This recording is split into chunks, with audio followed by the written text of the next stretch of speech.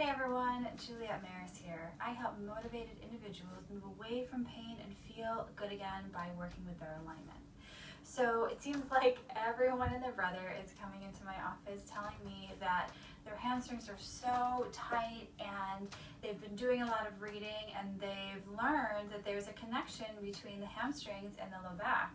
So for them, I commend them because that is amazing to learn and understand your body and understand how things work in your body. The thing is I think that it's important to have a little bit of knowledge on this to help your body as opposed to if this hurts, do that.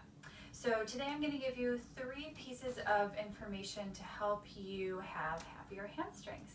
So the first piece of information is how to stretch a muscle. So when we stretch a muscle, we bring the 2 attachment points of that muscle away from each other. So in anatomy geek terms, that's bringing the origin away from the insertion. So the hamstrings start at the sits bones, at the pointy parts at the bottom of your butt or the ischial tuberosity, and they attach around the knee, behind the knee, and sometimes on the side of the knee.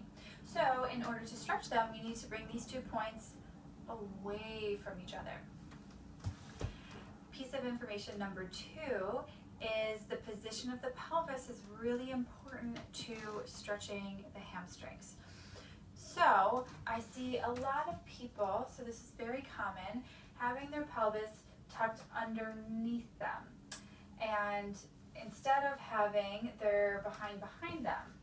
So this is a neutral pelvis, and if we're here, we actually bring the 2 attachment points of the hamstrings closer together. So that means we're actually contracting the muscle, shortening the muscle instead of lengthening the muscle. So if our hips are here and then we try to stretch our hamstrings, it doesn't really work very well.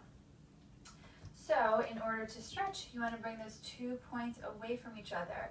A lot of people with pelvises like this tend to stand like this and sit like this. So for those of you who have desk jobs where you sit a majority of the day and your pelvis is underneath you and your spine is kind of in the C shape, it takes a lot of work in order to release those patterns from the body.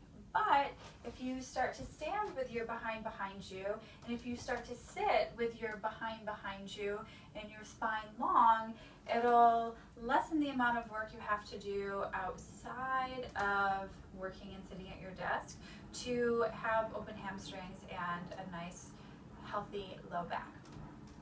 And so the last piece of information that I want to share with you is that when we stretch the hamstrings, it's actually better to have the knees bent. I know this sounds super crazy and I sound really weird, but it does help.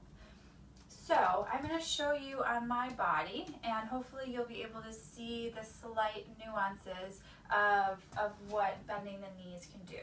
So naturally in my body, my knees are hyperextended, so they go past extension to lock. I don't ever lock my knees anymore because I don't feel like it's supportive for the body, but I will show you the difference. So in order to do a hamstring stretch, I'm just going to do a regular forward fold. It is the morning, so don't judge. So I'm going to come forward, and my knees now are totally locked. They're hyperextended.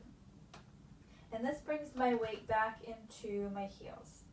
So now if I unlock my knees and allow my knees to be soft, you see I went a little bit further into the stretch and my spine lengthened a little bit. So for me right now, I feel the stretch here at the top of my hamstrings.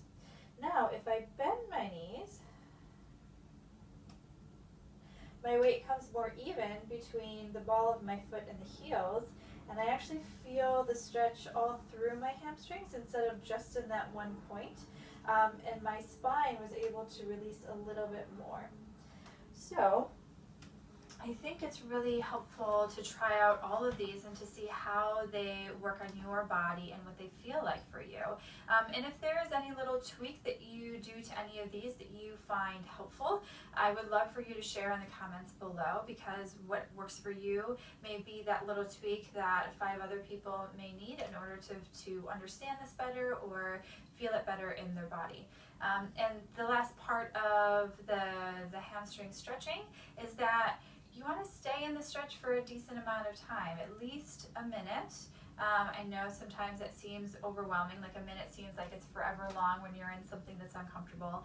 But if you start to connect to the breath and you deepen the breath and use the belly breathing, that's calming the nervous system to help the body relax and unwind, and it'll help the muscles open. And you don't really want to pull anything, you just want to release and soften into the stretch. You don't have to do that stretch that I did. You can do a stretch on the floor or any other hamstring stretch that you feel like is good for you.